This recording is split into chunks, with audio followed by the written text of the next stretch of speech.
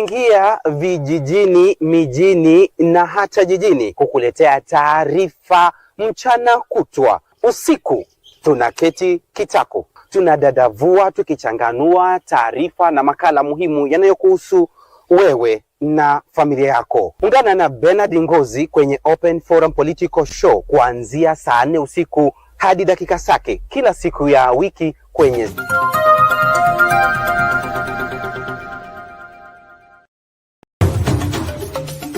tunaingia vijijini, mijini na hata jijini kukuletea taarifa mchana kutwa. Usiku tunaketi kitako, tunadadavua tukichanganua taarifa na makala muhimu yanayokuhusu wewe na familia yako. Ungana na Bernard Ngozi kwenye Open Forum Political Show kuanzia saa 4 usiku hadi dakika zake kila siku ya wiki kwenye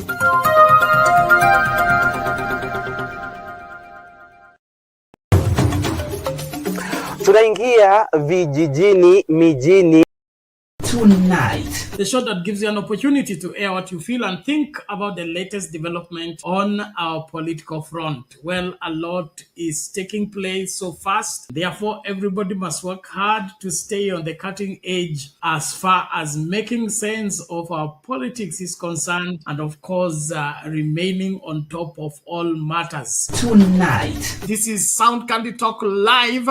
72 people have cast their vote already, and only 42 have liked the video. Justified. So from the look of things, the majority of Kenyans think the government need to up their. Glad to report we are back on the main channel as well, and therefore we are asking everybody to join from wherever you are. Sound Candy Talk Live YouTube channel, and we are also live on X as well as extended to Facebook.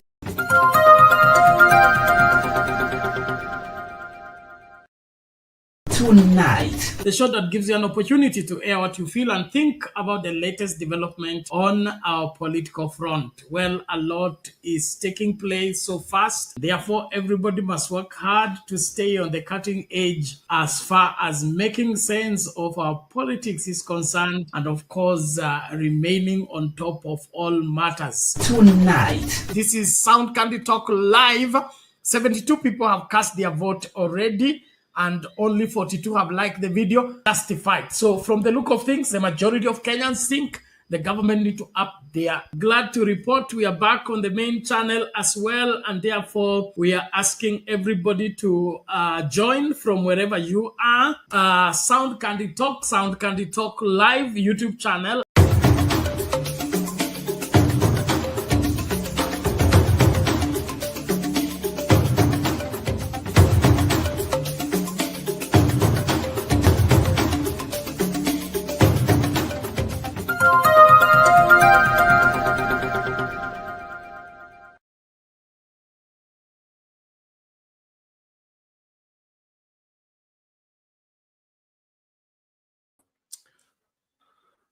Good evening, ladies and gentlemen, and welcome back for this an amazing moment, an amazing time, and an amazing place, whereby tonight we'll be having a great conversation of all things that have been going around and everything that has been moving on our space, on our nation, Kenya. So please, what I want to urge you, please subscribe if you are coming the first time coming across the channel, and join up so that we can have a great show together and what's aligning up to it.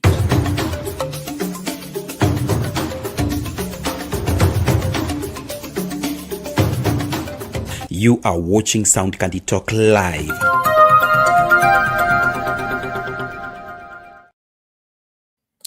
Welcome back on our live lineup. Tonight we're having a lot that is cooking, and we're having a lot more that is getting hotter and hotter, whereby tonight I'll be taking you with the briefings that are going on inside our nation so that we can be together on the same page, and we can have also the same content, the same agreement and the same page, whereby we will be discussing everything that has been coming out throughout the night. So I want to welcome you all. Feel free and feel being part and parcel of this, as we are having the great conversation tonight, because on tonight on board we're still checking about the story of our president speaking on the speech today. Apart from that one, we'll be checking also another story that has been hitting the headlines on about the people still crying for justice because of their beloved ones who were shot to death. Apart from that one, we'll also be checking the story that is hitting the headlines, whereby we see another man called Mbugui uh, was one of the people that has been accused that to fund those people who are goons to come and demonstrate. Apart from that one, also we have seen another things that have been going on, the evidence being collected and another things being raising up, and also be checking out the Rigi G speech today, saying that you will hear President framing other people on one or two things. Apart from that one, I'll be checking also another in raising up issues, and today on our segment tutakuwa na segment ambayo inaitwa in our politics, and tutakuwa nasema kivumbi cha siasa. So we'll be checking out all that later, but for now we will be checking more details to what has been raising up. And for tonight we'll be starting up with the stories that have been hitting on our headlines tonight. And one of the stories that have been hitting on that tonight is the story of those people who were killed, which since the Mandamana began last year. Right now the number of people is raising up to 115. That is the statistics right now, but we are not sure if they are the correct right number. Do you feel the number that are being said that of the people who died is 115? Do you feel is it true or is it lie? So that's the question that we'll be checking out on today, and I will want to hear from you on the comment sections too. Please put your comment section so that your comment on the comment section so that we can move on together and we can have the conversation also together as we are moving on swiftly. I want to welcome you all. Feel free, feel part and parcel of this. Today we didn't pull the poll question, but the question is on the comment section of our tonight poll question today. So you are free to contribute to the question because the question is on the comment section, and it's good so that also everyone can get to it. Just respond accordingly, respond to your understanding, response to your level of understanding or the way you feel towards it. Tonight we're not having the poll question, but the question for the poll question is on the comment section. Just read it and give me your answer. And also, please don't forget about the question I've been asking. Do you feel the number that the government are giving out, which is 115, at the exact number that people who are dead, or do you think there are more, or do you think there are less? And give me the reason why do you think so. It will be good so that I can also be listening to you. For those who are joining up the studio, join up as early as possible so that we can have the great conversation together and we can be moving on swiftly together before the day ends. Because right now in Nairobi, the weather is so cold. We are moving on to winter, and so every place and everywhere, the weather is so much cold. So I want to welcome you so that we can have this together and we can keep the warmth together as even we're having the discussion tonight. Because tonight, and now we will have a discussion that will bring alignment and will bring a change to our nation. So I want to welcome you all. Feel free and feel part and parcel of this as even we're beginning up the journey to walk to this today's show. I know a lot more will be speak, and a lot more will be communicated, and I know a lot more people will speak it on the comment section and on other parts. But what I want with you is I want to welcome you all. Feel free and feel part and parcel of this as we've been moving together. Okay, I want our main question, Paul, or on our business tonight. We're seeing the cash of 200 million business loss, and also the death of the people who still rising up, coming up to 32. Also seeing the MP John Mukunji also being remanded, also because of the story of Mandamano. So I'll be checking out more details to it, and want to ask you, please invite somebody to join with and being part and parcel of this as even we are moving on. So if Team TikTok today will forgive me, I'm not live on TikTok today, but tomorrow we'll sort it out to make sure that everything goes to alignment to it.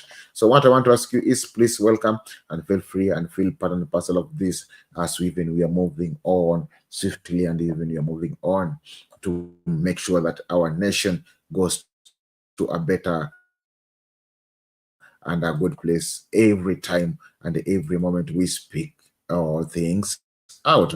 So I want to begin up with one of the stories that is hitting up on my desk, and this is the story that is hitting up on my desk.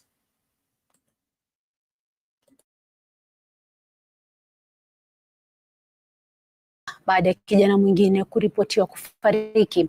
Dennis Kimeu mwenye miaka 24 alifariki jana usiku katika hospitali ya Kenyatta alikokuwa amelazwa na majeraha ya risasi.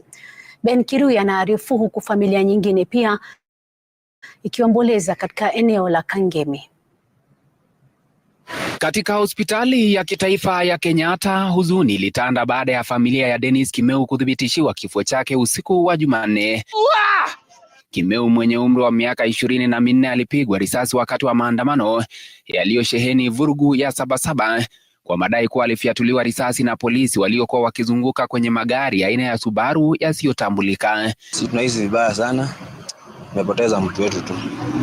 Dennis, kifo chake kinanisikitisha sana. Sikuwa natarajia kama hayo. Ni wakati nilipofika nyumbani ndio napigiwa simu kuambiwa Dennis amefariki, amepigwa risasi. Dennis ambaye alikuwa fundi wa magari anadaiwa kupigwa risasi akiwa kazini. Katika picha zilizopigwa muda mfupi baada ya tukio, anaonekana akiwa na maumivu makali bila kujua risasi ilipotoka wala nani aliyeifiatua. Alikimbizwa kwanza katika hospitali ya kaunti ndogo ya Ngong kabla ya kuhamishiwa hospitali ya Kenyatta alikofariki. Akifunga geti ya kazini kwao, hakuwa kwa maandamano. Kama mtu hakuwa kwa maandamano ameweza kupigwa risasi, hiyo ni jambo ya kukasirisha sana, hasa kwa familia yetu. Sasa yeye alipigwa risasi ni kama like he was just innocent.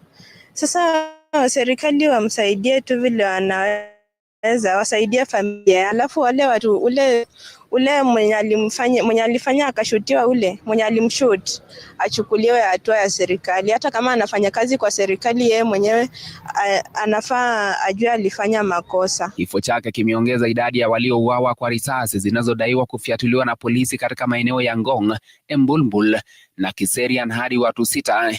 Familia ya Dennis, kama zilivyo familia nyingine zilizowapoteza wapendwa wao katika maandamano hayo, inataka haki na wajibikaji kutoka kwa mamlaka husika. Wakati huo huo, katika hifadhi ya maiti ya Nairobi, familia ya Paul Makori imekuwa ikisubiri kwa maumivu na sintofahamu.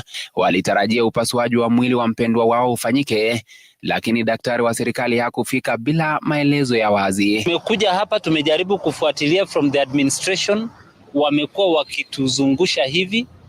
Mara wanatuambia DCI hawako, IPOA hawapo. Makori mwenye umri wa miaka 35 alipigwa risasi nje ya nyumba yao eneo la Kangemi wakati wa maandamano ya Jumatatu. Kulingana na familia yake, hakuwa akishiriki maandamano.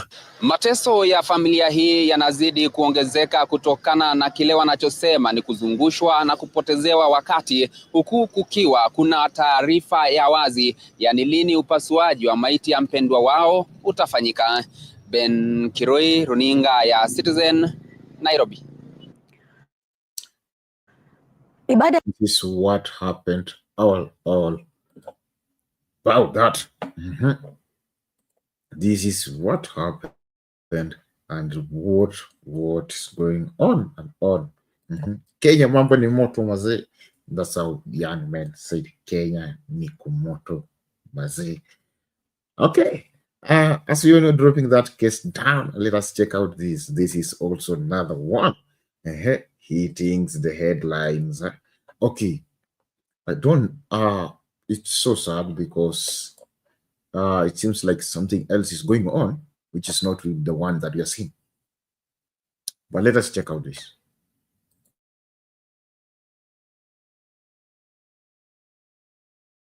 Ya kukadiria hasara kutokana na maandamano ya Saba Saba ya Juni mwaka jana. Tuangalie tena taarifa hiyo ambapo wafanyabiashara kadhaa wameendelea kukadiria hasara kutokana na uporaji wa biashara zao siku ya maandamano. Mmoja wa waathiriwa hawa ni Annabel Njambi ambaye alipoteza mamilioni baada ya maduka yake ya jumla na hata kituo cha mafuta kuporwa katika maeneo ya Kagumo na Kabati. Na kama anavyotuarifu Willy Lusige, Njambi sasa anadai kuwa uvamizi wa biashara zake haukuwa wa kawaida. Usilolijua ni sawa na usiku wa kiza. Siku ya Jumanne Wakenya walipojitokeza kuadhimisha miaka 35 ya maandamano ya Saba Saba, Annabel Njambi hakujua maandamano ya siku hiyo yangekuwa mwisho wa biashara zake kadhaa ikiwemo maduka matatu ya jumla ya county supermarkets. They started with Kabati where they destroyed the whole shop and actually put it on fire. They came to Kenyan and destroyed my shop. At the same time, there were other goons in Kagio and Kagumo who also did the same and destroyed my shops completely. Baada ya wahuni hao kuwapiku polisi kwa nguvu katika mji wa Kabati, kando na kulipora duka lake la jumla, walipora pia kituo chake cha mafuta na kutoweka na bidhaa mbalimbali. Some even took my tuk-tuk. I don't know where they took it.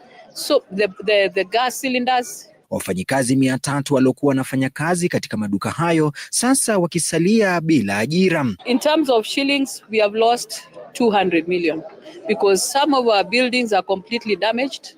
And then we have the looting, the shelves, some carried the shelves. Akisema kuwa wahuni hao na waporaji walilenga maduka yake kimahususi, Annabel anadai kulikuwa na mtu aliyelenga biashara zake. This was not a demonstration. This was somebody who wanted to put me down. I'm not the only supermarket, but they only targeted my supermarket. Why? For example, in Keno, I'm not even the first one on the entrance. They left the first supermarket and came to me. And they were going around. Nobody was touched. The whole town, nobody was touched apart from me. Duka lake moja tu lililoko Kerugoya liliponea chupu kuporwa na wahuni walipozuiwa kulipora, ila likiachwa na uharibifu wa mawe. But the God who is in heaven, kwa mfanyabiashara huyu, will fight for me. Kumbukumbu ya Saba Saba imemwacha na uchungu usio na kifani baada ya yote alotafuta kwa zaidi ya miaka 27 kumponyoka. Willy Lusige, runinga ya Citizen, Nairobi.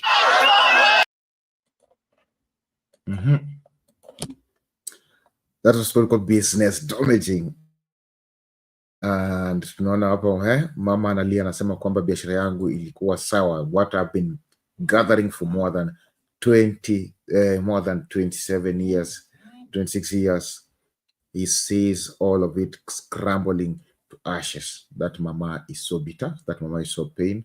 And we see that, Kenyans, please let the police help him to find out the truth, because the mama is saying that it feels like somebody was sent to target his business, because it's not just something normal, or it's not something that is usual to see, that people coming up and just attacking only your business, not other people's business.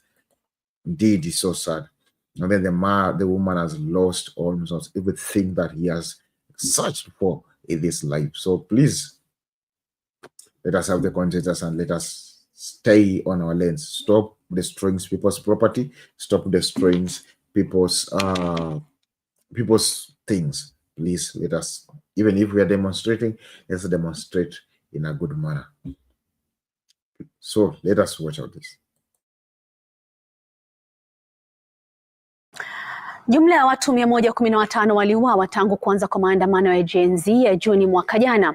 Takwimu hizi zikijumuisha watu 54 waliouawa katika muda wa mwezi mmoja uliopita, wakiwemo waandamanaji wa kumbukumbu ya Juni 25 na Saba Saba. Brenda Wanga anatathmini takwimu hizi na maafa yake. Familia hii inakimbilia maombi kwa wakati huu wa majonzi. Wanajaribu kutafuta faraja huku wakikadiria maafa yaliyowapata Jumatatu. Mmoja wao hayupo nao tena. Mwili wa Edwin Ndamberi mwenye umri wa miaka 24 umelazwa katika chumba cha kuhifadhi maiti cha Kerugoya siku 2 baada ya kupigwa risasi na polisi. Binamuye alikuwepo wakati risasi ilipopenya mwilini mwa Edwin. Alikuwa amesimama hapo, then polisi wakaanza kurusha tear gas. Sisi tukaanza kurudi nyuma, lakini yeye kurudi. Then kuna polisi mama mkubwa ndio alikuwa ame-aim na nia alishoot. risasi ikapata Edwin kwa kichwa, ikaingilia hapa mbele kando, ikatokea katikati. Licha ya juhudi za kuokoa maisha yake kwa kumpeleka hospitalini, Edwin alipoteza maisha na kuongeza idadi ya vijana ambao wameuawa na risasi za polisi wakati wa maandamano. Katika muda wa mwezi mmoja, makumi wameuawa kwenye maandamano, kifo cha Edwin kikiwa miongoni mwa watu 32 waliouawa siku ya Saba Saba. Maandamano hayo mwaka huu yalianza na kifo cha mwalimu Albert Ojwang akiwa katika seli za polisi. Mauaji hayo yaliwakasirisha vijana waliojitokeza barabarani wakitaka uwajibikaji. Na katika mwanga wa kamera, afisa wa polisi aliyevalia sare akampiga risasi muuza barakoa ambaye hakukuwa na silaha, Boniface Kariuki. Katika kumbukumbu za maandamano ya kwanza dhidi ya serikali, watu 21 walipoteza maisha. Tume ya Kitaifa ya Haki na Binadamu nchini imeweka idadi ya vifo vilivyoanzia Juni mwaka jana hadi Julai mwaka huu kuwa 115. Tume inasema watu 62 waliuawa kati ya Juni mwaka 2024 na Februari mwaka 2025. Wengine 21 walipoteza maisha yao wakati wa maandamano ya Juni 25 mwaka huu, huku 32 wakiuawa Jumatatu siku ya Saba Saba. Tangu kurudi nimengoja mtoto, nikapigiwa simu, angalia watoto, maisha ni mbaya, baba yako nyumbani. Akanipigia simu, angalia watoto wote wako. Mama alimshoot, hakuona maisha ya huyu, kwani huyo mama ajui uchungu wa mwana. Uchunguzi wa wengi waliouawa ukionyesha kwamba majeraha ya risasi na nguvu kuwa sababu kuu za vifo. Zaidi ya Wakenya 1000 pia waliwachwa na majeraha. Brenda Wanga, runinga ya Citizen. That's what is going on. Oh, that's what is happening to also. There's people saying that they are lost. They have lost their beloved ones because of the bad chaotics, that everything that is moving on, because everything is just on it and everything's running faster more than what Kenyans can participate to or what Kenyans are expecting. So as we have been checking all these and all of this, we are seeing that there's a lot that is happening and Kenyans are trying to withstand it. Others Kenyans are trying to handle it, but they see it comes in intense and it comes with a lot of pressure and with a lot of it. So we're seeing that these are things that Kenyans are suffering. Let me play the last video on our updates tonight, and then we'll be checking also the requests and also having the conversation on all the updates tonight, because tonight I say that we'll have the 2 segments. We'll have the updates night, and then we have the rest part whereby we'll be having the analysis of what is getting on our political front. Tunaita kivumbi cha siasa. Leo Ruto aliongea, Rikijia akajibu, and also fulani mwingine akajibu. So we'll be coming to that briefly, but before we do that, let us check the last report for the updates of the day. Polisi imefanyika leo Nairobi, huku familia yake ikiendelea kudai haki ya mauaji yake. Kwenye ibada hiyo iliyohudhuriwa pia na wanaharakati, serikali imekuwa agizo la rais kuruhusu polisi kutumia risasi kwa kabili waandamanaji, kama anavyotuarifu Gatete Njoroge. Susan Nyawera ni mwingi wa huzuni, anashindwa kustahimili uchungu wa kumpoteza mwanawe Boniface Kariuki. Ibada ya ukumbusho ikirejesha mawazo ya matukio ya tarehe 17 Juni. Juhudi za kutafuta fedha zaidi kwa kuuza barakoa kwa waandamanaji waliokuwa wakiandamana kudai haki kufuatia kifo cha Albert Ojwang, mikononi mwa polisi ikimchongea.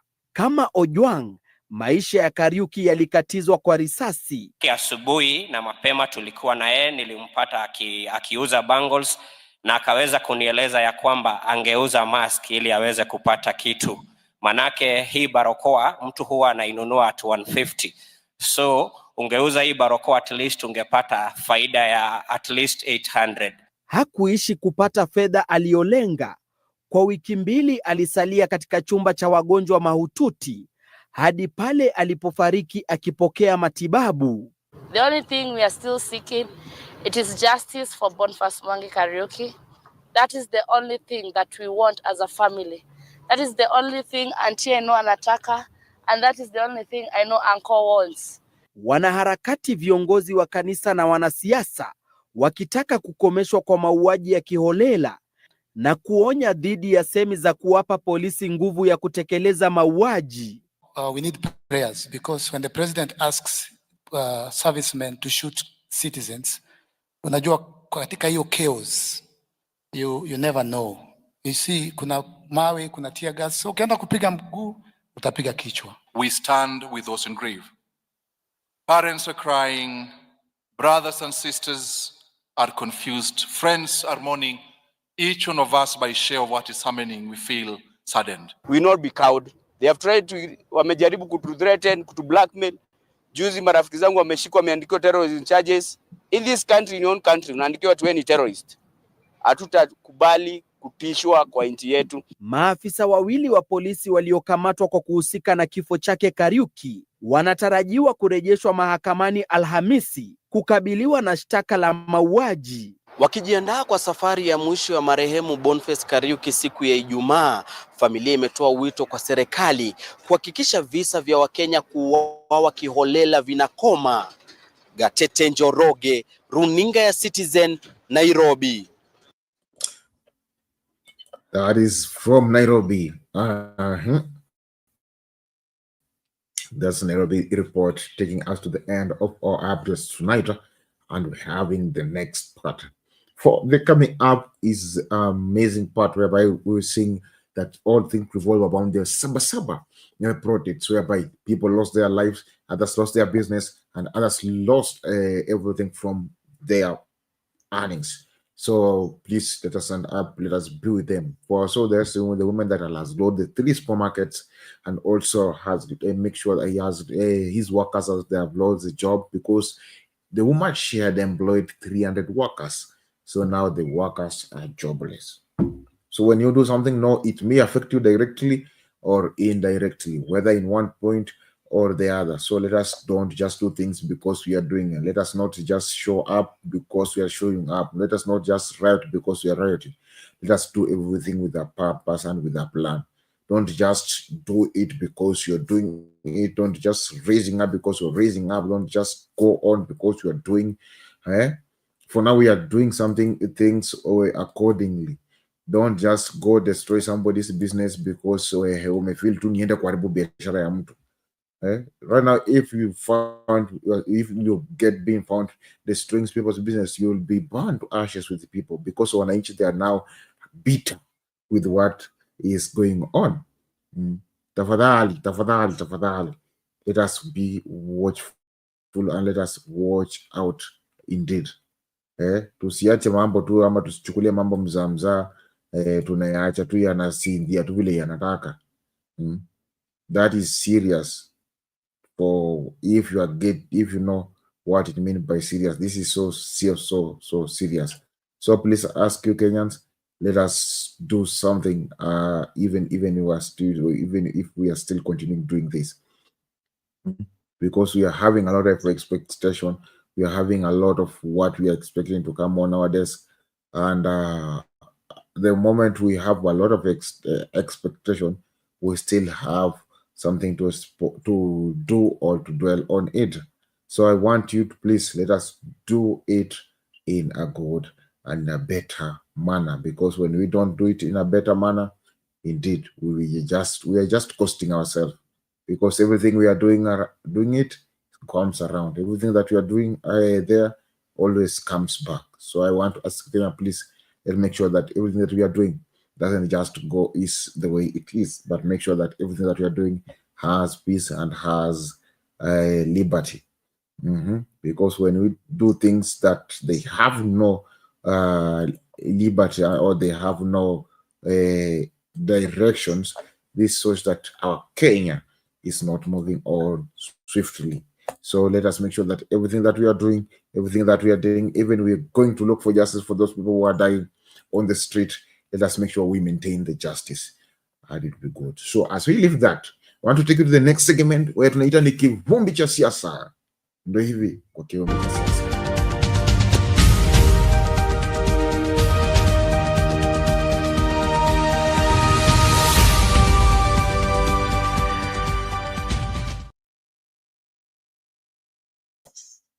Asante sana kwa kuendelea kuwa nasi. Mbunge wa Manyatta Gitonga Mukunji na washukiwa wengine wawili watasalia korokoroni kwa usiku mwingine hii leo. Hii ni baada ya upande wa mashtaka kutaka kuwazuilia kwa siku 14 zaidi kukamilisha uchunguzi wao.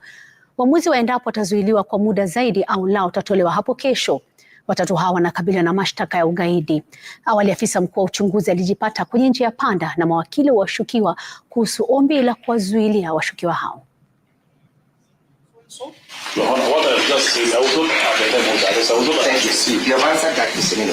The date spanning from the 25th of June to the 7th of July, correct? Yes, Your Honor. And therefore, the dates are correctly captured and reflected in that particular diary, yes? Yes, Your Honor. Did you extract it? To 7th of July, correct? Have you annexed the extracts of the days or the amounts that were paid? So motion dated 8th July will be heard tomorrow, which is 10th. I do not indicate a time at 9 a.m.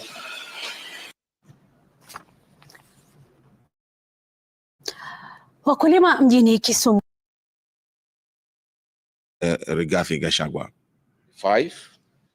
During the 35th anniversary of Saba Saba, Kenyans from all walks of life led by Gen Zs and unpeaceful went to the streets. This is not the first demonstration that has happened in Kenya this year where lives have been lost and property destroyed.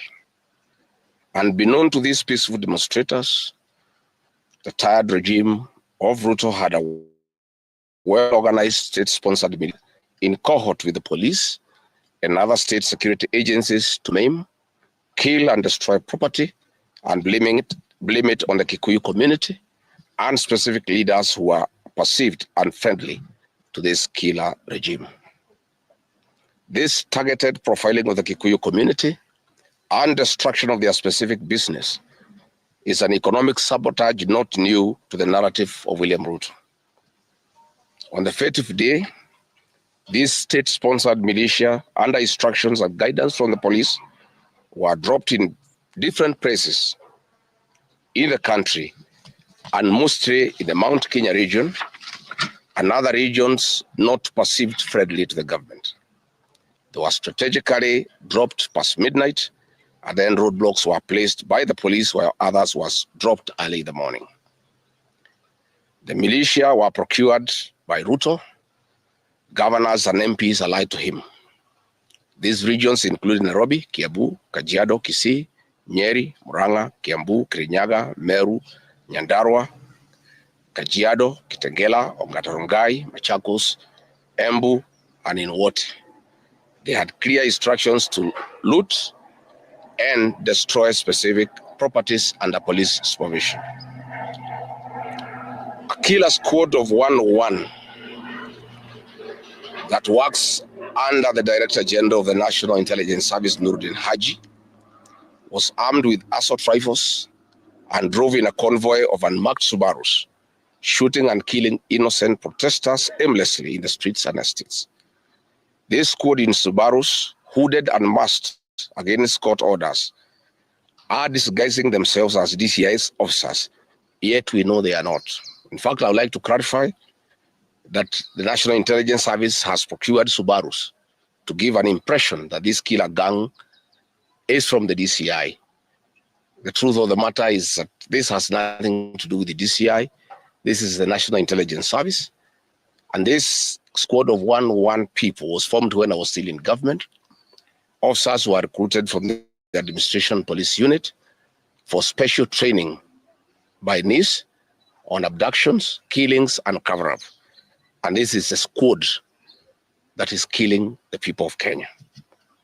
The killings and the business destruction pattern point to William Ruto's ethnic profiling narrative, which is a master with no rival. With a close coordination of PS Interior Raymond Omolo, this narrative was boosted online by state bloggers to spin the narrative. The Cabinet Secretary Kipchumba Murkomen's public to shoot to kill order, coupled with assurances to police officers that the government will not cooperate with the investigators in police conduct, has emboldened security forces. Police officers are now on record threatening citizens who are in their homes, boasting of their license to kill, acting with a confidence that can only come from the highest echelons of power. Mr. Murkomen's admission that these are not just instructions from him, but orders from above, removes any ambiguity about where responsibility lies. It will be recorded that in the run-up to the 2007 general election and its aftermath, the narrative of 41 against 1 was a masterpiece of William Ruto. The target was profiling Kikuyus against the rest of the country. To a large extent, he succeeded, and every Kenyan knows what happened, and it is also fresh in his mind of the ICC ordeal still hanging on the neck of William Ruto today. We remind William Ruto that his ICC cases are not yet over. They have been paused after witnesses disappeared, and what he is pretending over are crimes under the Rome Statute. It is clear history is repeating itself, and the architect William Ruto is back on the deck. He is hell-bent to finish his unfinished business with the people of Mount Kenya, destroy their businesses and make them black sheep of Kenya. Despite this horrible experience, the people of Mount Kenya voted William Ruto to a man in 2022 general elections against the advice of President Uhuru Kenyatta, who Mr. Ruto had branded as a drunkard and a useless leader. Today, the people of Kenya, and especially the Mount Kenya region, feel sorry that they did not heed to the advice of Uhuru Kenyatta. These state-sponsored militia were key in touching of various parts of the country with ease of police assistance to prefer terrorism charges on specific people from the Mount Kenya region. So far, about 50 young people are in courts in trumped-up charges of terrorism in scenarios of state-managed crimes by the state. Again, this is a clear onslaught on the Kikuyu nation. A case in point, when a police station in Mawego in Homa Bay County was torched, the suspects for that particular crime have been charged with arson. But when a police station is alleged to have been torched in Kiambu, suspects from the Kikuyu nation are charged with terrorism charges. This is serious ethnic profiling. Last night in Juja and Kirinyaga, these state-sponsored militia invaded various businesses. Luckily in Kirinyaga, after Wananchi went to Sagada police station and they refused to act, saying they had orders from above not to interfere, the people organized themselves and repulsed the militia. Mr. Ruto's ethnic profiling has led to the destruction of the foreign properties belonging to the people of Mount Kenya. Maguna supermarkets in Meru, Kahawa West and Murang'a. Nice supermarkets, hotel and petrol station, a nice city in Mwea in Kirinyaga. County supermarkets in Kabati and Kirinyaga. Power Star supermarkets, Quick Mart supermarkets in Eastern Bypass, Shell and Total Mini markets in Roiro, Chill Post Hotel in Gong, Boju Shop in Keserian, Homegrown Supermarket among others, and the Family Bank in Kahawa and Roiro.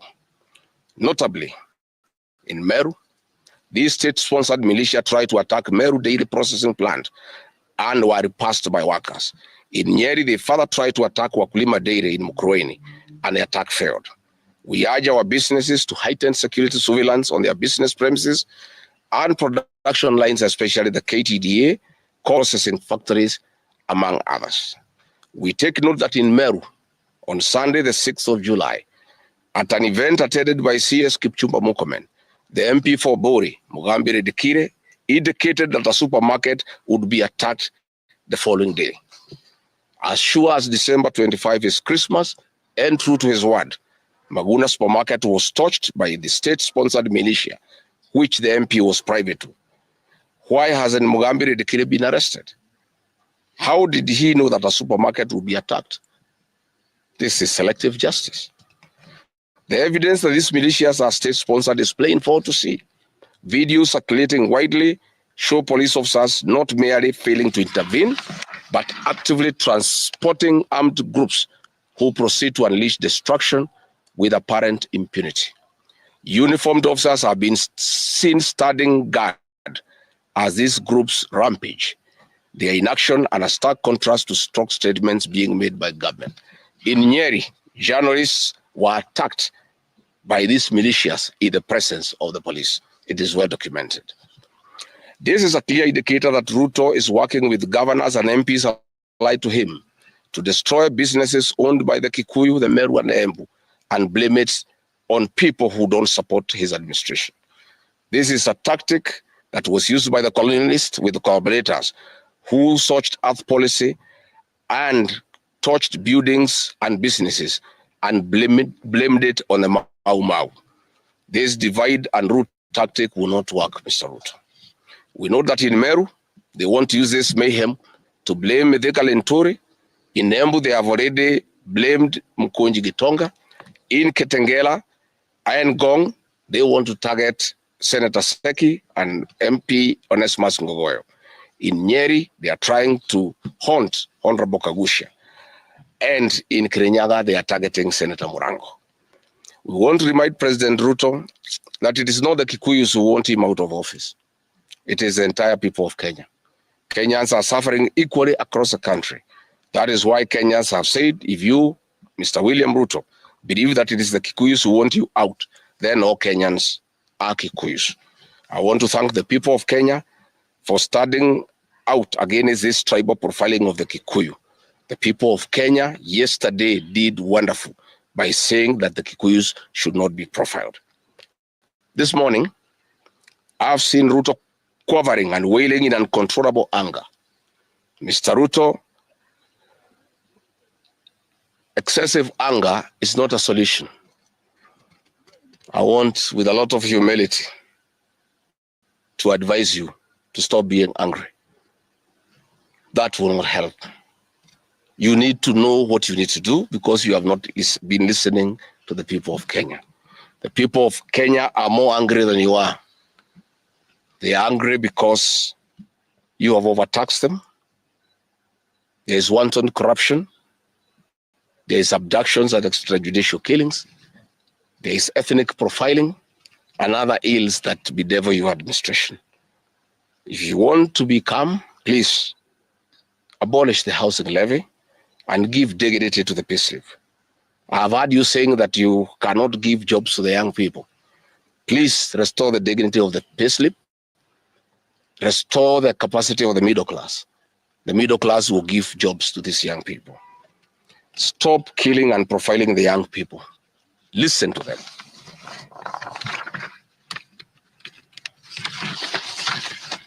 Stop abductions and extrajudicial killings. Abolish, disband the killer squad of 101 officers at Anodin Haji. Give hustlers the jobs that you promised them. Mr. William Ruto, you are the one who promised. You cannot cry today that you have no solution, saying that other presidents have not been able to do it. You are the one who promised these young people. Stop police brutality. Stop abductions and illegal detentions. Get the hustlers from the bottom of the economic pyramid as you promised. Yes, Mr. President, we agree there were other presidents before you, as you have rightly stated, and true, they never went through what you are experiencing today. May it please you to know that the reason why Kenyans really had problems with them, Mwai Kibaki and Uhuru Kenyatta were guided by the Constitution and the rule of law. They did not capture our constitutional institutions to work for them, instead of working for Kenyans. They never killed children. They never attempted to build churches in State House. They never organized militias to destroy people's property and kill them. That is why you have a problem. And we also want to remind you that Mwai Kibaki had a difficult time from you, William Ruto. Videos are everywhere. You cannot say that Mwai Kibaki did not face resistance. It's on record that you gave hell to President Kenyatta for 5 years. So it is hypocritical for you to allege that Mwai Kibaki and Uhuru Kenyatta had a very easy time. Most of the problems Mwai Kibaki and Uhuru Kenyatta had came from yourself, and it's on record. We want to advise you that the one-term movement is not getting you out of power outside the Constitution. Mr. President, nobody wants to throw you. Nobody wants to overthrow your government. Nobody wants you out of power through unconstitutional means. Mr. President, I and the people we work with are on record We want to remove you from State House through the ballot in 2027. This narrative you are creating that there is an attempt to overthrow your government is for you to have the opportunity to use the Terrorism Act to profile communities and to persecute leaders who are opposed to your administration. Please relax. We want you to serve your one term. Nobody wants you out of government unconstitutionally. Nobody has any plan to overthrow your administration, Mr. President. We want to face you on the ballot in August 2027. So just relax and stop crying wolf that anybody wants you out of office unconstitutionally. There is no leader here who is planning a coup, and none has the capacity, and nobody is interested. The leaders in this country, and indeed 95% of the Kenyan population, want to humiliate you at the ballot. They will relish that moment. None of them would want you to go out through any other method, unless, of course, you decided to resign on your own volition. So please stop creating this narrative. This narrative is to enable you to use anti-terrorism law to persecute leaders and to persecute the Kikuyu community. If you speak out online, Mr. President, you want to use the Terrorism Act to harass people. If you dare challenge your administration, you want to use it to deal with people who are opposed to your administration. My fellow Kenyans, let us not be deceived. William Ruto has stripped away even the pretense of democracy. What we are witnessing is not the rule of law, but the rule of fear. This is not the behavior of a government that serves its people. This is the machinery of outright dictatorship. Finally, I want to announce to the people of Kenya that tonight I'll be traveling to the United States of America to talk to the Kenyans in diaspora and the international community about the state of the nation. I would have wanted to stay in the country at this very difficult time when our people are under siege, but I have engagements that I'm not able to postpone. I've been threatened by people close to William Ruto, who called some of my people today, and they will want to stop me from leaving the country. I have no problem. If you want to come and arrest me at the airport, as you are threatening us, you can go ahead. I don't have a problem. You cannot sell fear to us. You know, even if you sold us fear, we cannot buy, you know. And therefore, as I'm out of the country, unless I'm stopped from going, and if I'm stopped from going, I'm still okay. I'll be here because this is my country. We have made sufficient arrangements with other leaders in the united opposition to create a pool of lawyers to come in through for our young people who are being persecuted on trumped-up charges of terrorism. And I want to explain. I have heard the president saying that people have attacked police stations and the law courts. It was all stage managed by the MP for Kikuyu. How do you explain that people can walk into a police station and they are not armed and take over the police station from armed police officers? How do you go to the courts that are guarded by armed police officers and touch them? All these attacks of vital installations were stage managed by William Ruto through Kimani Ichung'wah to create the opportunity to prefer charges against people using the Anti-Terrorism Act. That is the reality. So nobody has attacked any police station. They were all stage managed by government. And what is happening is history is repeating itself. This is exactly what Moi did in the 80s against the Kikuyu community. After the abortive 1982 coup, he used sedition laws and the clandestine Mwakenya movement to profile the community and hold people into court, and they'll be taken by Bernard Chunga after 5 p.m. This is history repeating itself. I want to ask our people to be calm, to be cautious, and to be strong. I want to appeal to our young people, the Gen Zs. Looking at the scenario of what is happening and what William Ruto has planned, I want to ask my children, my sons and daughters, to consider applying the next onslaught against the President William Ruto by getting IDs and registering as voters so that they can deal with William Ruto on the ballot. Because I fear for them. Anytime they go out to the streets, they are killed like chicken. I would like to preserve to us these children. We would like to live with them. We would like to see them grow. And when we look at the desperation of William Ruto, yourself, and it's on record. We want to advise you that the one-term movement is not getting you out of power outside the Constitution pyramid, as you promised. Yes, Mr. President, we agree there were presidents before you, as you have rightly stated. Until they never went through what you are experiencing today. May it please you to know that the reason why Kenyans in Kirinyaga, they are targeting Senator Murango. We want to remind concerning the recent anti-government protest and in a charged reaction to the recent events around the Saba Saba protest that saw the killing of at least 31 Kenyans, President William Ruto today spoke tough, saying enough is enough. The president claimed that there is an attempt by the opposition to overthrow his government, saying he will go after alleged coup plotters who he did not name.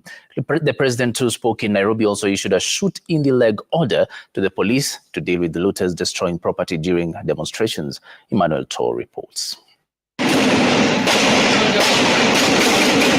2 days after the deadly Saba Saba protests that led to the death of 31 Kenyans, a visibly charged President William Ruto alleged the events of July 7th protests were part of a plot to bring down his government. Kwanza niliona ati wanasema ati sasa hawatangojea 2027 ati tupige kura. Ati wanataka kupanga fujo. Ati wapange maandamano. Ati wachome mali ya watu. Ati walete maafa Kenya. Ati ndio wapindue serikali ya Kenya kabla ya 2027. Mimi nataka niwaambie wajaribu. Watajua hawajui. Kenya ni nchi ya demokrasia. Hamuwezi kutuambia ya kwamba mnaweza kupanga fujo ati mpindue serikali ya Kenya. Tafuteni vizuri. The president lamented that his critics had not treated him the same way they treated his predecessors. Hii fujo yote wananiletea. Mbona hawakuletea Kibaki? Mbona hawakuletea Uhuru? Mimi nimenyamaza, mimi nimewavumilia, lakini mahali imefika. Enough is enough. I want to say that you can call me whatever names you want to call me, but I will make sure that there is peace and stability in Kenya by all means possible. Sio kama tunaelewana, my friends. Hapana. Hii kuchoma mali ya wananchi itakoma. Without elaborating, President Ruto vowed to pursue those who sponsored, planned and executed Monday's violent protests. Watachukuliwa hatua ya sheria na wote watafungwa. Na wao viongozi wao, we are coming after you. You cannot sponsor violence in the Republic of Kenya and expect to go scot-free. And giving instructions to police, President Ruto issued a rare shoot-on-the-leg order. Mtu ambaye anachukua moto, anaenda kuchoma biashara ya mtu. Anaenda kuchoma mali ya watu wengine. Mtu kama huyo apigwe risasi miguu, aende hospitali, akienda kotini. Yes. Yeah. Wasimuue lakini wapige hii miguu ivunjike ndio aende kotini, aende hospitali, akienda kotini. The president then turned to arsonists who have been targeting police stations. Those who attack our police, those who attack our security men and women, those who attack our security installations, including police stations, that is a declaration of war. That is terrorism. We are going to deal with you firmly. The president, however, steered clear of the 31 Saba Saba deaths reported by the Kenya National Commission on Human Rights. The commission had pointed fingers at the police for extrajudicial killings. Emmanuel Tor, Citizen TV, Nairobi. Let's now cross borders to the United States of America.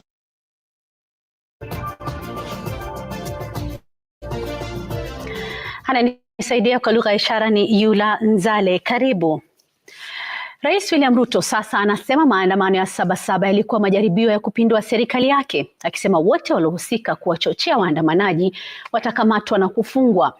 Akizungumza hapa Nairobi hii leo, Rais Ruto ametoa amri kwa maafisa wa polisi kuwapiga risasi wahuni ambao wataharibu mali ya umma, akisema uvamizi wa vituo vya polisi ni uhaini, kama anavyotuarifu Emmanuel To. Alivunja kimya chake kuhusu maandamano ya Saba Saba akija kwa maeneo ya juu. Akizungumza katika kituo cha polisi cha Kilimani hapa Nairobi alipofungua mradi wa ujenzi wa nyumba, Rais William Ruto alisema maandamano ya Jumatatu yalikuwa ya uhaini. Kwanza niliona ati wanasema ati sasa hawatangojea 2027 ati tupige kura. Ati wanataka kupanga fujo. Ati wapange maandamano. Ati wachome mali ya watu. Ati walete maafa Kenya. Ati ndio wapindue serikali ya Kenya kabla ya 2027. Mimi nataka niwaambie wajaribu. Watajua hawajui. Kenya ni nchi ya demokrasia. Hamwezi kutuambia ya kwamba mnaweza kupanga fujo ati mpindue serikali ya Kenya. Tafuteni vizuri. Rais akiongeza kwamba wanaomchongea wamemfika koo. Hii fujo yote wananiletea. Mbona hawakuletea Kibaki? Mbona hawakuletea Uhuru? Mimi nimenyamaza, mimi nimewavumilia, lakini mahali imefika. Enough is enough. You can call me whatever names you want to call me, but I will make sure that there is peace and stability in Kenya. By all means possible. Rais Ruto akiwapa maafisa kibali cha kuwapiga risasi wote ambao watavamia vituo hivyo na kuharibu mali ya umma. Mtu ambaye anachukua moto, anaenda kuchoma biashara ya mtu. Anaenda kuchoma mali ya watu wengine. Mtu kama huyo apigwe risasi miguu, aende hospitali, akienda kotini. Wasimuue, lakini wapige hii miguu ivunjike ndio aende kotini, aende hospitali, akienda kotini. Rais akisema uvamizi wa vituo vya polisi ni kupima nguvu za serikali na watakiona cha mtema kuni. Those who attack our police, those who attack our security men and women, those who attack our security installations, including police stations, that is a declaration of war. That is terrorism. We are going to deal with you firmly. Wakati huo huo, Rais Ruto amewaonya wale wanaosema walichochea maandamano kuwa chuma chao kimotoni. Watachukuliwa hatua ya sheria na wote watafungwa. Na wao viongozi wao, we are coming after you. You cannot sponsor violence in the Republic of Kenya and expect to go scot-free. Rais Ruto hata hivyo alisalia kimya kuhusu mauaji ya Wakenya kwa mtutu wa bunduki za polisi. Tume ya Kitaifa ya Haki za Binadamu KNCHR imesema watu 31 wameripotiwa kuaga dunia katika maandamano ya Saba Saba Jumatatu. Emmanuel To, runinga Nairobi.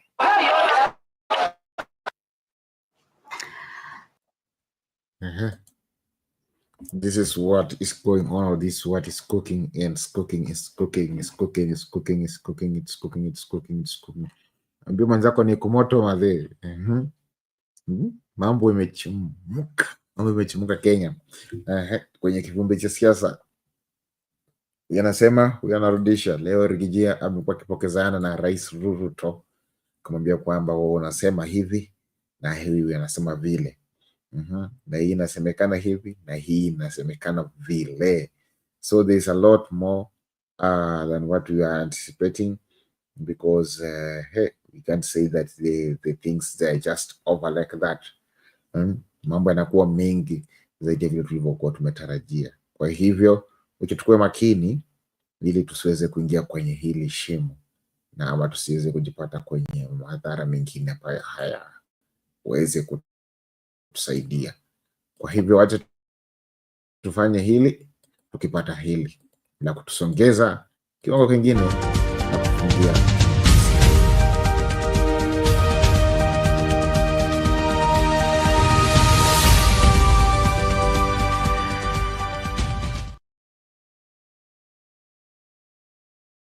Welcome back and thanks for staying with us. This is JKL.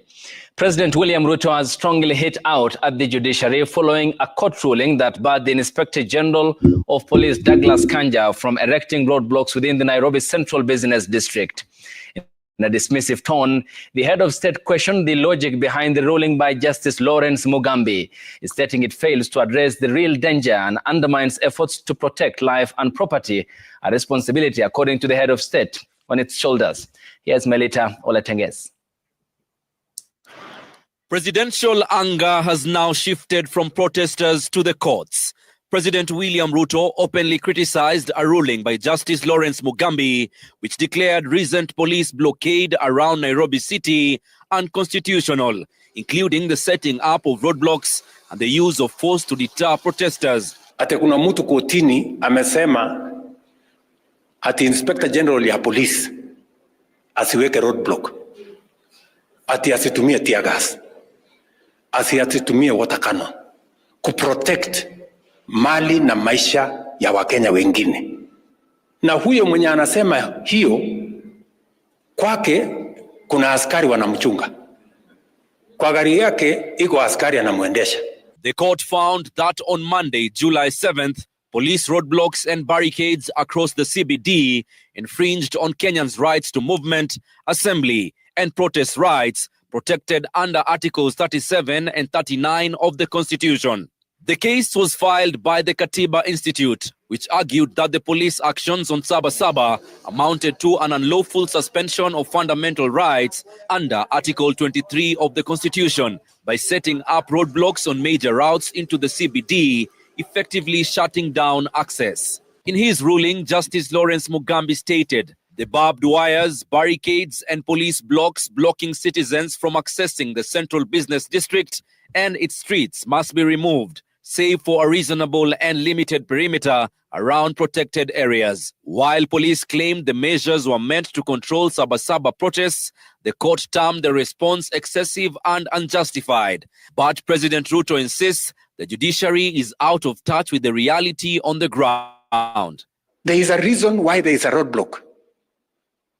There is a reason why police have tear gas. There is a reason why water cannons are there. They are supposed to be used to protect the lives and property of other Kenyans when they are in danger. Justice Mugambi also ordered the immediate removal of all barbed wire, barricades, and roadblocks deemed to be illegally restricting access to the CBD. Melita Oletenges, Citizen TV. Manyatta lawmaker Gitonga Mukunji. The case against former Mungeki leader Maina Njenga has been terminated. The matter, which was before the Makadara law courts, came to a conclusion after all the charges against Njenga were withdrawn by the Director of Public Prosecutions. Njenga, who spoke afterwards outside the court, said the case against him was politically motivated. The X will be released back to the first accused person, and the cash bail will be refunded to the depositors in this case. Mawakili wote ambao tumekuwa nao wamefanya kesi mzuri sana mpaka ikafika wakati ushahidi ukakosa, ikawa sasa lazima kesi iondoke. Unanielewa? Kwa sababu hata mwanzo haikuwa kesi, ni mchezo ilikuwa. Unanielewa? Police in the county of Nyamira. Unanielewa? Nyamira have launched investigations into burning of a police station in Nyamira. Angry youth are said to have raided Itibo police station and set it on fire after 19-year-old boy was shot by authorities. Crispin Otieno with the latest from Nyamira County. These were scenes at the Itibo police post where an officer was captured sifting through burnt documents, the aftermath of an arson attack by angry youth. The police post now lies in ruins with property worth millions of shillings destroyed, including this occurrence book. The attack on the police station was prompted by the killing of one of the residents at Itibo Market, who was among demonstrators protesting poor state of roads in the region. A few kilometers away, we meet a family in grief, struggling to come to terms with the laws. Tulikuwa jana maandamano ya parapara. Hiyo kijana ameliwa, walikuwa na hiyo askari lopa, walikuwa wamesikana na yeye pamoja. Walikuwa wanaongea vizuri na yeye. Sasa wanaongea wakafika kwa police station. Ndio nilisikia shooting. Nikatoroka tena nikarudi hivi nikapata amelala chini.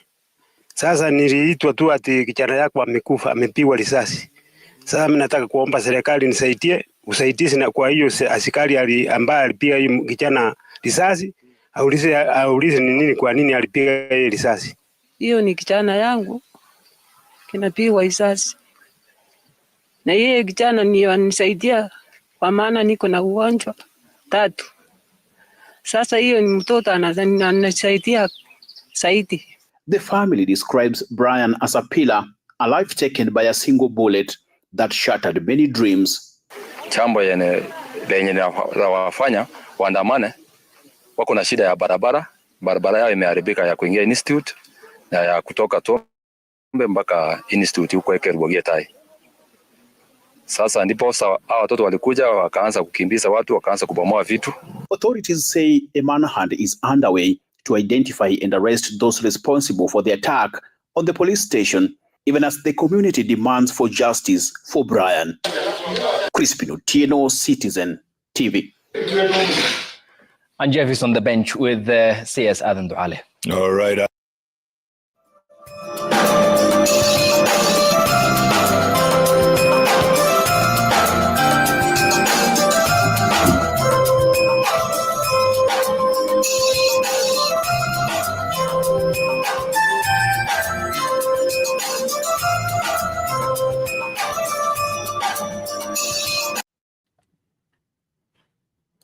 The nation.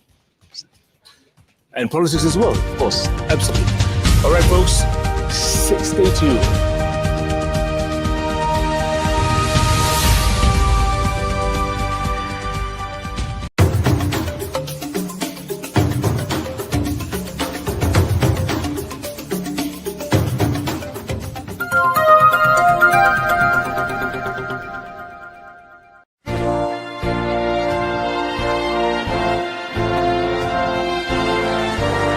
Marriage is one of life's most monumental decisions.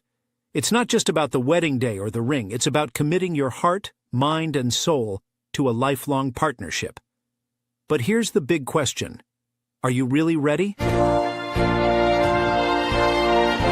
Introducing Are You Marriage Ready? By Bernard Ngozi, a transformative ebook designed to guide you in building a successful and fulfilling union. This essential resource delves deep into personal growth, compatibility assessment, and the true meaning of marriage beyond the fairy tale. Learn how to reflect on your values, develop emotional resilience, and evaluate your relationship to ensure compatibility. This book opened my eyes to areas I needed to work on and helped me see my relationship in a new light. Jessica M. Available now for just $5. Are You Marriage Ready? Is accessible on all major platforms. Don't miss this opportunity to prepare yourself for one of life's most beautiful journeys. Follow the link in the description below to download your copy now. Empower your future. Embrace a fulfilling marriage now.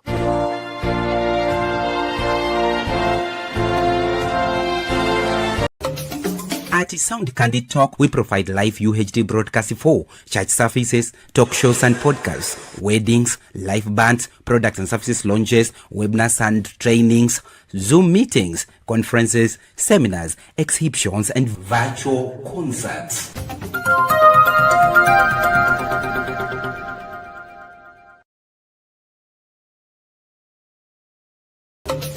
At Sound Candid Talk, we provide tonight. The show that gives you an opportunity to air what you feel and think about the latest development on our political front. Well, a lot is taking place so fast. Therefore, everybody must work hard to stay on the cutting edge as far as making sense of our politics is concerned, and of course, remaining on top of all matters. Tonight. This is Sound Candy Talk Live.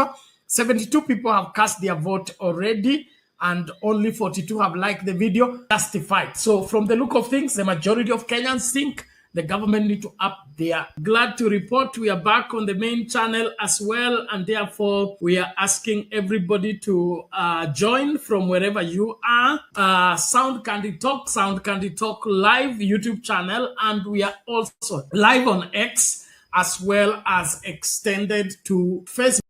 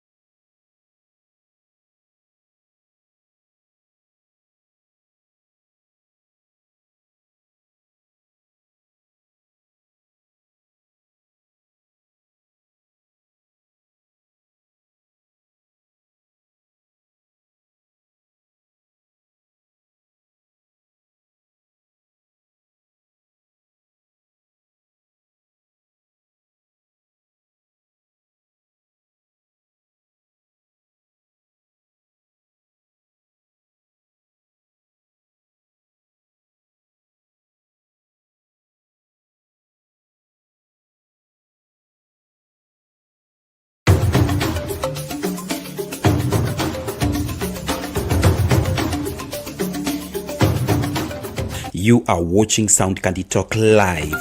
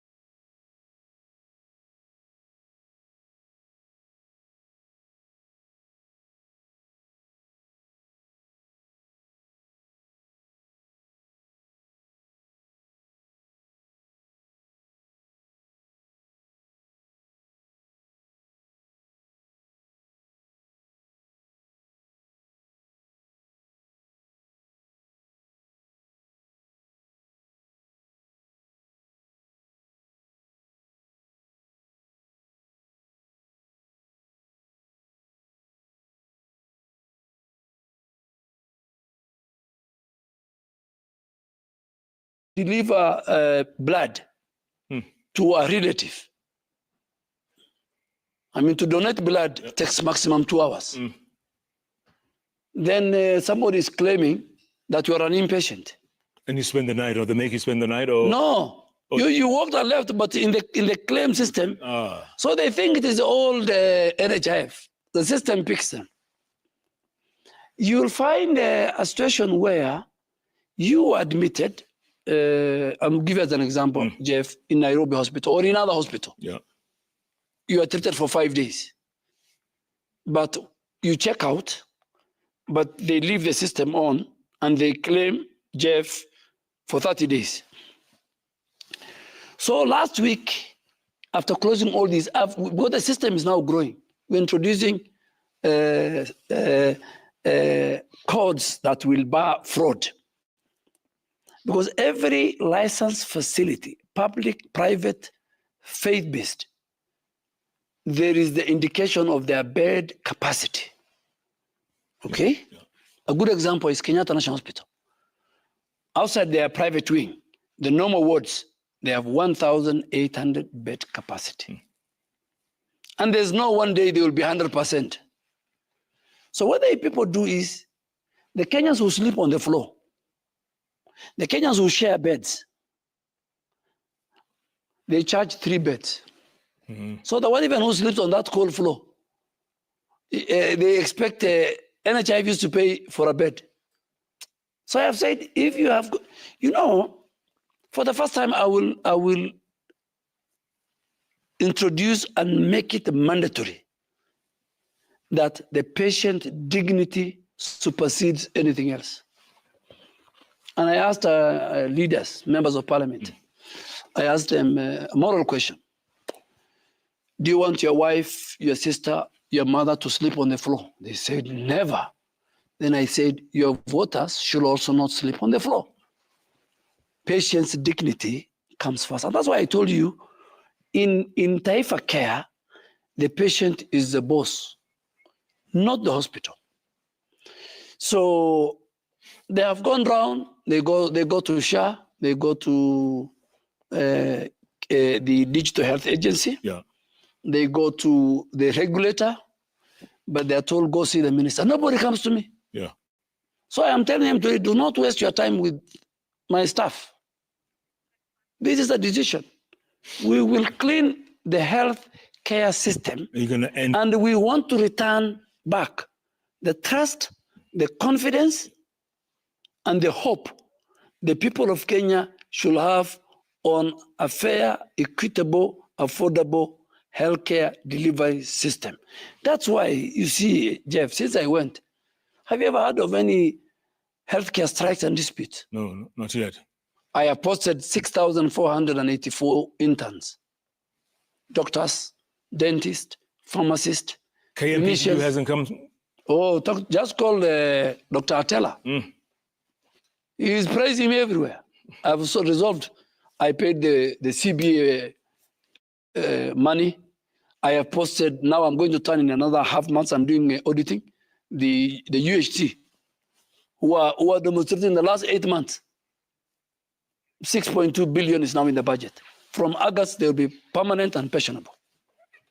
Because for Taifa Care to succeed, for the agenda of the president to succeed, for Kenyans to achieve equitable, affordable, accessible, quality healthcare, the healthcare workforce is a very critical pillar. Absolutely. And they call me the spine doctor. The first they called me the bulldozer, now they're calling me the spine doctor. I don't mind. But I will make sure that I work for the people of Kenya. Yeah. I don't work for the elite. Okay. Speaking of which, there was a patient out of Kisii, in Kisii County, UHC workers. Now, they were promised to be absorbed through permanent and pensionable. Absolutely. Remember? But they were shocked to learn that this will be captured in the next budget, 2026-27. I brought it forward. To it's now been captured. The system will be open on the 15th of July for the budget. They have 6.2 billion. But you know, these UHT staff were employed during the COVID. Some maybe have died. Some have got other jobs.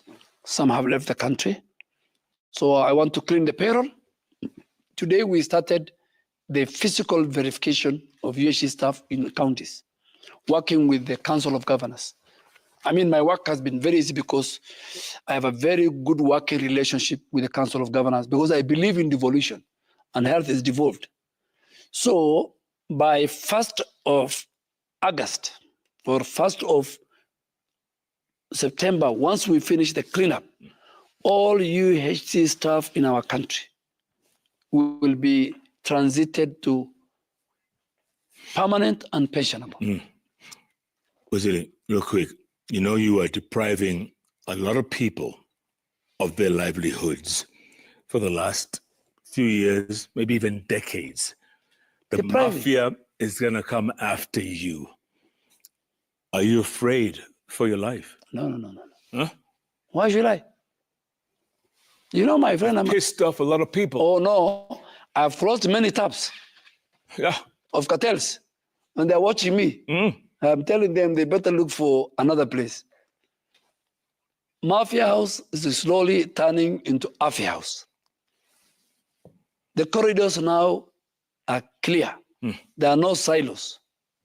And you know, I have to do a job.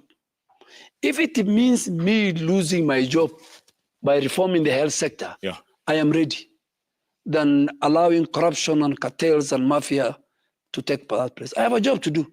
Once I finish that job, I clean it, the president can take me to another place. But I don't want to go to another place. You don't? Because it's a very critical sector in our country. Is it frustrating sometimes for you? It is frustrating, but you know, when you're frustrated is when you think. And I am very happy that there are many people who suffered under the influence of these cartels and corruption, who are now ready to work with me and who are saying, Minister, we're ready to show you all the corners. Yes, many men and women. By the way, the people who work in DHA, in SHA, in the regulator, in KEMSA, from day one. These are the people and the ministry, the director of medical service, the PSS, all of us together, because alone I cannot do. As a teamwork, we have agreed going forward, we must deliver the healthcare that the president promised the people of Kenya. And you're the man. And you know, Jeff, the biggest problem William Ruto is suffering. And that's why you see a lot of noise. A lot of noise. Two things. Why are you, and I told you earlier, why are you sharing this cake fairly? And that's a constitutional provision. Secondly, he's suffering because of his name. It's called Ruto. And today I was happy he said it. Why were you guys not demonstrating Saba Saba and destroying property during Uhuru's time and Kibaki's time? Even, you know, the Catholic Church, I am not a Christian, but, you know, I have to say I'm a leader. Even the Catholic Church, they were very vibrant during Moi's time. They kept quiet for 10 years of Kibaki, because Kibaki was a Catholic. They kept quiet 10 years because my good friend Uhuru Kenyatta, who's a Catholic, they must be conscious. There are other Christians of other denominations living in this country. There are Muslims who live in this country. There are even traditionalists, the Dini Msambwa and the Akorinos. And there's a freedom of worship in our country. So they cannot. In fact, I told the president, there is a small room where we the Muslims pray in State House. I told him, as you renovate your church, allow us Muslims also using our own money, we renovate our small mosque. Because even we pray 5 times a day. So if we say all day in the State House, we pray in the corridors and in the grass. So he has agreed. We told him. Are you going to get your own mosque? No, and I have built many mosques with many well-wishers. I told him, look for us a small place in State House. The Muslims can pray. The Christians can pray. The people who are making noise, maybe they don't pray. They don't believe in God. And that is their problem. There was a very big bar. Nobody complained during my friend's time. I used to take tea as they're taking... So people are being very unfair to William Ruto. And you are building the house of God. You know, the most precious in Islam, in the Quran, it says, you build a masjid, you build a mosque, God will build for you one better in the year after. I'm sure the same in the Bible. Yes. Now, there are over 300 security and staff. A state house. State house. Even Afi house. In some of the buildings, you'll find them a small room during lunchtime. I'm sure even in this royal media. There'll be a small place where lunchtime they can pray. And the president found that church there. Mzee Kenyatta was there, it was there, Moi, it was there, Uhuru's time, it was there. The chaplain is there. I can give you the name of the chaplain of Uhuru Kenyatta. I don't know whether he's still there. So Mueria was one of his, Bishop Mueria was one of his. You're saying it's not a brand new church? No, he's only renovating. You have shown the pictures. It's an old Mabati. But you guys, you can refuse your church. Me today, I've told him, I want a place to build a mosque. All you need is a carpet or a rug and you're okay. No. Don't describe a mosque like that. It's not about carpet. There is a minaret. And you know, we're many. Aden Mohammed, we're many of us who. There are not that many. So we carry. You say Mohammed? Yeah, we're many. So we carry our mats in the car. And we pray 5 times a day. Wow. Even at State House? Yeah, of course. Yeah, when the time comes. In Islam, there's time for you and there's time for God. Yes. So when you hear the call to prayer, you stop everything. Even we tell the president. We hear the adhan from Halinga Mosque in State House. Yeah. We tell him, Mr. President, his time has come. Give us 5 minutes. You know ours is 5 minutes. Yes. So you people refuse your church. Go to court. But today I've told the president, give us. The financials are around. Give us a corner. In fact, ours, we want it to be a bit next to the gate, a bit near the wall, so that even other Muslims can come in and pray. And join. From outside. I mean, the seat of government must reflect the religiosity of a nation. A nation that prays, a nation that believes in God will go very far. So I was shocked at Kenyans saying, a church should not be built. Hey, so you don't want your president to pray? You don't want the first lady to pray? You don't want the staff of State House, the security men? They are security men, but they have got their other life. But don't worry about those. You know, the people making those noise, some of them are not in Kenya. You know, I did some, I look for this man called Gaido. He doesn't live in Kenya. You know, this Gaido man, he abuses me every day. Yes. So I try to look, to reach out to him, to dialogue with him. Yeah. Like the way I should dialogue with the doctors. Yes. I was told the last time he was found somewhere in Lusaka. I said, Lusaka, right now there's a crisis between the president and the former president who died. Correct.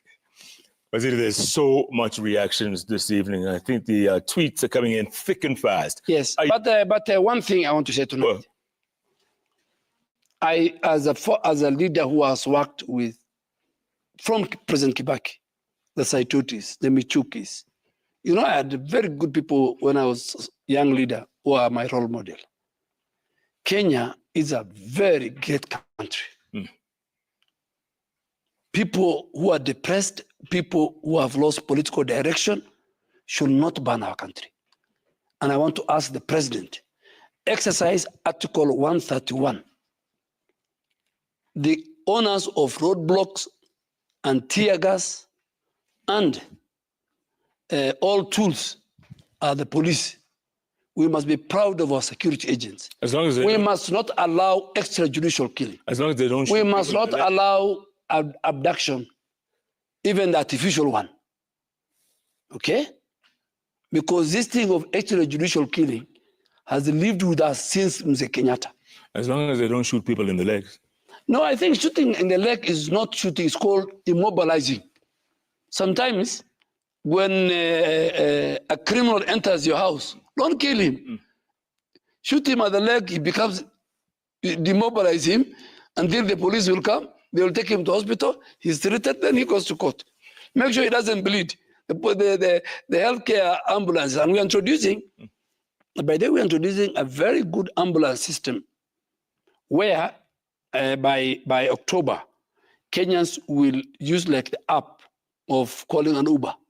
Oh. You check in our system, the ambulance near you. You call it, it takes you to a hospital free of charge, paid by the people of Kenya. Come on. I am telling you, it's called Emergency Chronic and Critical Illness Fund, budgeted by Parliament. Today, if you're walking in the streets of Nairobi and you get a stroke, you will be picked by any ambulance, you'll be taken to any hospital, you will be treated free of charge, paid by the government of William Ruto. I have to see it to believe it. No, just look for somebody who has collapsed in the streets. Okay, we'll hold him by his word. We have to. We have some. No. Always he helps me by my word, and my word passes. Your word is bond. So we have a big sample of SMSs and tweets. Agumba Steve says, can the CS explain the reason behind the annual Social Health Authority pay at once when one falls sick? Where do they expect the common mwananchi who is poor to get the annual pay? You are so unfair to Wanjeko. Allow us to pay monthly. Tunaumia, Bwana Waziri. One, I am implementing the law. Let him read section 18 of the regulation, 1 to 3, and then read section 27, subsection 3, on how to pay. Lipa, sha, pole, pole. Go through the mean testing. We have a very innovative way of paying. Okay. And so there are no cases where this can be amended, even by Parliament? No, all laws can be amended. Okay. But any insurance in the world for sustainability must be annual. Tell me which insurance premium in the world is daily or monthly. I mean, Kenyans, they need to know these things. Prince Job 55 says you have shut down 1,400 facilities and suspended outpatient to inpatient fraudulent billing. Can you share how many prosecutions or license revocations have actually followed, and what percentage of the funds recovered does this translate to? Even this media house has carried. I have shared with them. The last 27 in 12 counties I have shut down. Ask Chebet. Secondly, we are doing a very serious audit of our system. And when we finish in 2 weeks' time, we will send the files to those who turned Kenyans from outpatient to inpatient. We will recover our money. To those who did double claims. And I want to say, it's not like NHIF. We will catch up with you. We know every facility, every doctor through our digital system. Will you prosecute? That, I'm not, there are people called the criminal justice system. I'll give it to the DCI, and I'll give it, and he'll share it with the DPP. But for me, and I'll make it public. Okay. Ahmed Mohammed says, hi Jeff, kindly ask Waziri, what's the fate of the 145 pharmacist pre-interns who graduated in November 2024 and are being told to wait until August 2026 for internship placement? Does he want us to join goons in protest for 2 years? You join the goons at your will. You'll meet the police. You'll meet the business owners. But the 145, Ahmed is not honest. They did their exams in June 2025. I was posting the ones for last year. And I'm not the one who posts. It is the organization that sends the list. They send me text message every day. They have filled my WhatsApp. And when I found out, I am told these people are finished. Themselves are telling me they did the exams in last week. So they know the procedure. I will post them next year. 2026. Yeah. And they know it. And they're 145. So that's the exact number. That's the exact number. I know my facts, I told you, my friend. Sylvia Wanjiru says, ask the CS his take on goons who stormed Kitengela Hospital Theatre, terrorized medics, and even disrupted C-section, disrupting the hospital's operations, and what measures will he take to avoid it happening again? They should ask Gachagua and team, the owners of the goons, mantled, looted a theatre. But we have told the DCI, the cameras are there. The DCI must bring to book these goons who went. Everywhere in the world, this guy has covered the war zones. You must respect health facilities, you must respect patients. Yeah. But that question can be answered by the likes of Mother Karua, the likes of Gachagua, the likes of Eugene Omalo, that cabal. Those are the owners of goons. But that's the fact you can't prove, is it? Do they prove what they say? Then how do you... No, you cover them. Yes, Waziri, then you cover... No, let me finish. Yeah. You cover Rigathi Gachagua talking about even what his aunt has told him, may she rest in peace. You guys, as a reputable journalism, can you ask him to substantiate? So here to substantiate is your claim. My claim, the DCI will prove you. Yeah, not to you though. Well, I'm telling you, I've given the information to DCI. So why should... So you have asked me about goons? Yes. Ask me about healthcare workers. Yeah. You made an allegation. No. Yeah. The owners of goons in this country, even you know, is one Rigathi Gachagua. It depends on who you ask. Yeah, because the majority will tell you is Rigathi.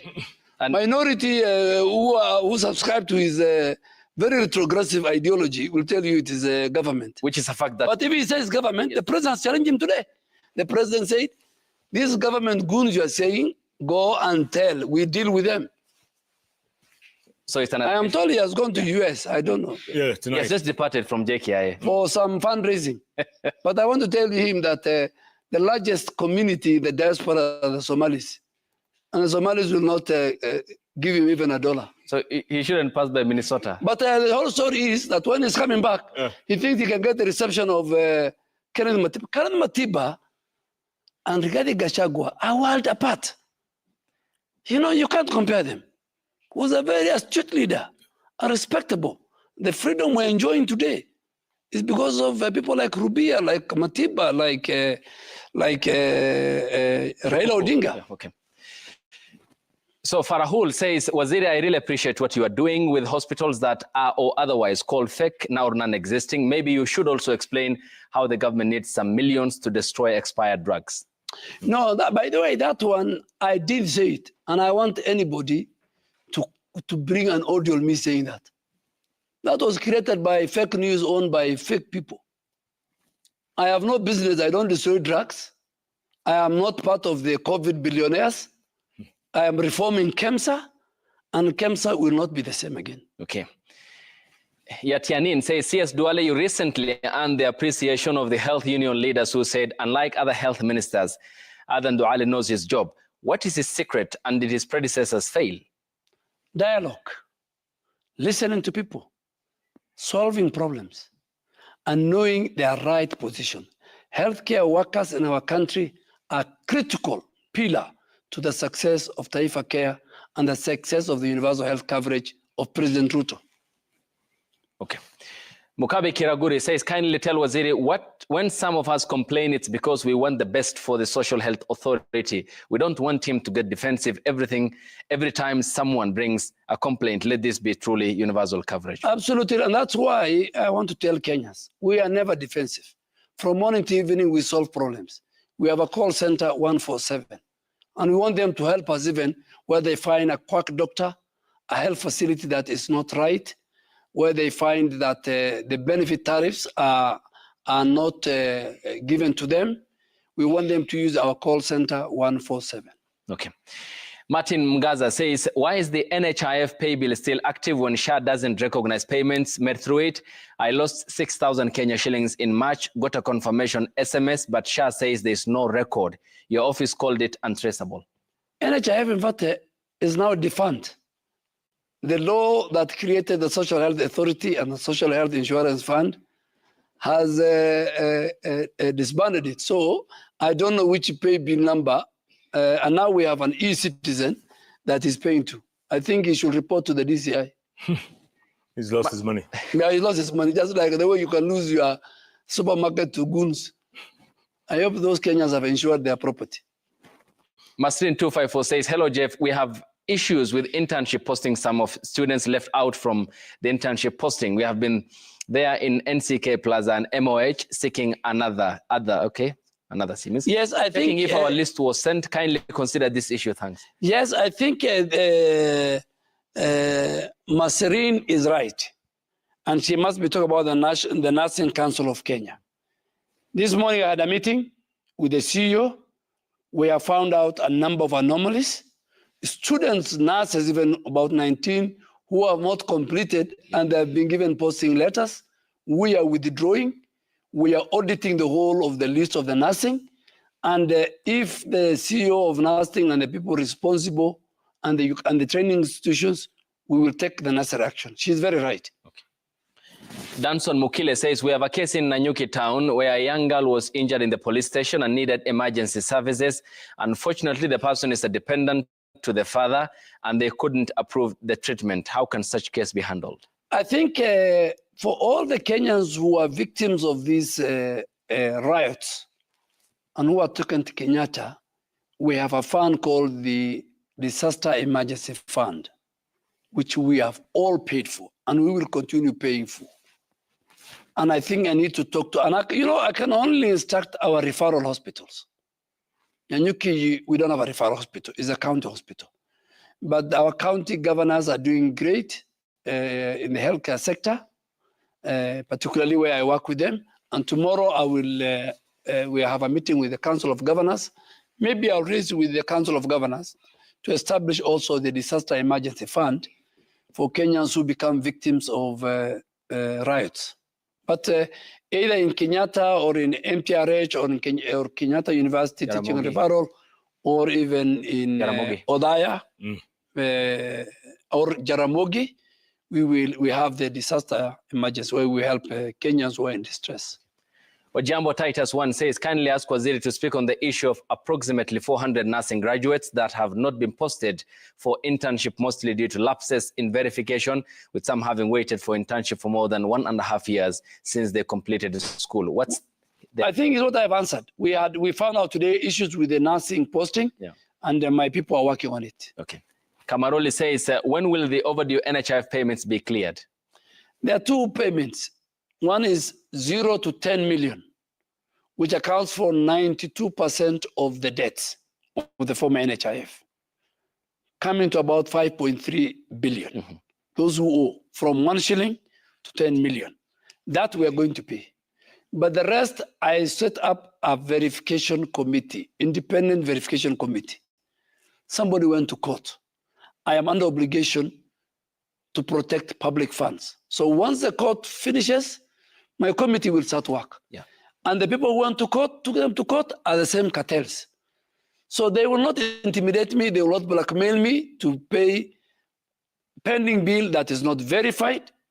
That is my position. Yeah. You can take that to the bank. So if you are watching me, if you want us to finish this matter, go to court, withdraw the case, let the committee verify your claims, I will pay you. Yeah. Of the 10 million limit, how much has been paid so far?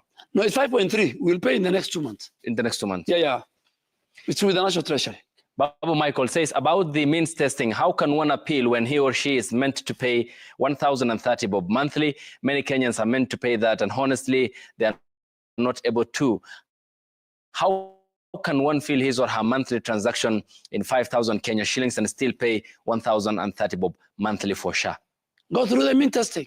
We have a very efficient, innovative, digital superhighway, that mean testing, and is run and built by one of our most reputable telecom company in the country called Safaricom. Okay. So, and this is also another case which is very interesting. Beverly Vugutsa says, Esther, my girl, was supposed to go in for surgery on the 17th of June. And imagine that date we were given in February because watu ni wengi. This was at Jaramogi Oginga Odinga Teaching and Referral Hospital. Imagine I was told in order to be approved, I have to pay first for the whole year. No, I mean, in surgery, you can go to any hospital. But paying the premium annually, it is not a choice for me. It is the law. And it is everywhere.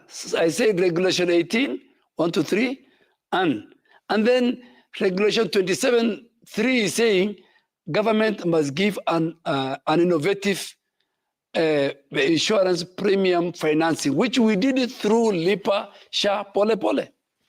Her worry is the timing, the booking time. She can go to another hospital. Yeah, so she can change. Yes. Anonymous says, yes, Duale, there are no medicines in the hospitals. What are you doing about this? I agree. Now the refill, with the refill rate for KEMSA is at 51%. KEMSA now has got resources about 10 billion. So in another 1 month, and as part of the discussion I'll have with the Council of Governors tomorrow, to make sure that in every health facility, public mainly, the primary health care which is free, the story of Hakuna Madawa kwamba hospitali ya serikali will be a story of the past. So KEMSA is reforming. We are giving them resources. We are putting them under the digital health system so that even KEMSA will be paid through an arrangement between them and the counties and SHA. Are you going to get some KEMSA billionaires? No. Coming out of the KEMSA billionaires are around. They will look for another ministry, not in KEMSA or health. There are some, and they are very powerful people. Yeah, but you know, they got state protection that time. Now President Ruto is not ready to protect billionaires, COVID, or KEMSA billionaires. Yeah. Again, and I think the DPP, I don't know why he's sitting on the file. You should prosecute him. He's watching. He should. Yeah. He's watching me. The DPP must prosecute. Kenyans want a closure to the KEMSA billionaires. Because they stole from my institution. I was not the minister then, but now I am the minister. Okay. So, but DPP, please, you know them. They have titles, some of them. Some of them are members of parliament. Some of them were very powerful in the previous regime. Please get those people. That is the only way the people of Kenya will have confidence in the office of the DPP. I want to ask, says Anonymous, about the salary of community health promoters of the counties. Some have not been paid 10-month salary, of which CHPs have done a lot of work. Very true. There are very few governors. I have talked to the governors. The governor of Taveta confirmed to me last week. I was there on Friday. 6 months is paying them this week. The other governors, there are very few. And we are talking to governors. And I want to say, in the health sector, I am so much proud of the 47 governors and the staff who work with them. Because we have agreed together for UHC to succeed, for us to have health reforms. Health is devolved. I have no choice as a minister. Without the Council of Governors, I will not achieve the dream and the plan of the president. Okay. This is from Kisii. It was part of the question we responded to. And some feel UHC workers, they need to be paid their gratuity when they look for other alternative means of livelihood. They feel the government keeps shifting the goalposts. Their contracts will be ending in May next year. It was the case of Kisii. No. It is them who are shifting the goalposts. When they hear now, I want to give them permanent and pensionable. They are now taking me to gratuity. Your gratuity will be turned to a pension. You know, they need to read the law. And it was the PFM Act. The next financial year? That is the contract. So I'm terminating that contract. The contract is ending in April of next year. Yep. So I want to terminate that contract. The Council of Governors, they have contracts with the counties. It will be terminated after we do verification. Yeah. And then we transit them. The Council of Governors, through their Public Service Board, will transit them into permanent and pensionable, and the payroll will be with the counties. Jeff, does the CS know Kiambu County doctors and consultants have been on strike for the last 3 months, and SHA is not working as outpatient in level 5? No. There's no way SHA will work in level 5. Okay? But primary health care cannot work in level 5.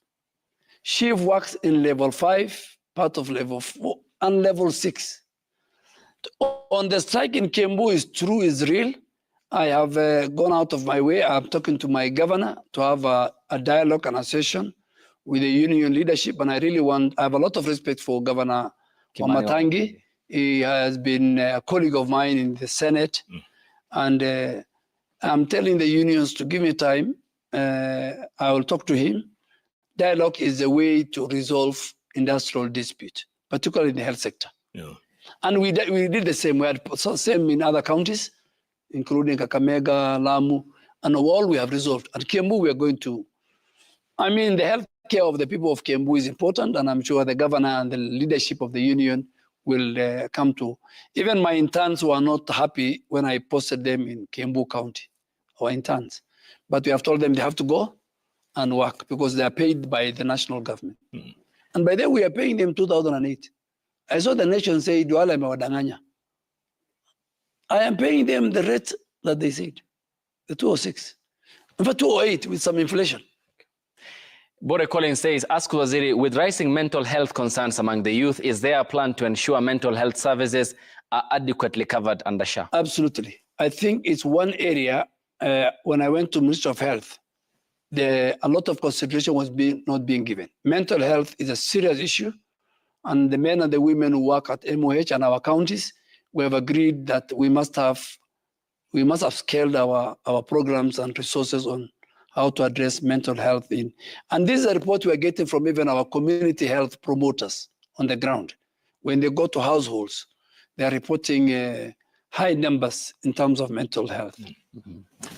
Farah says, ask Waziri, why are they also deducting the SHA money from Inua Jamii ya Wazee? I have a neighbor, imagine receiving 2,000 Kenya shillings.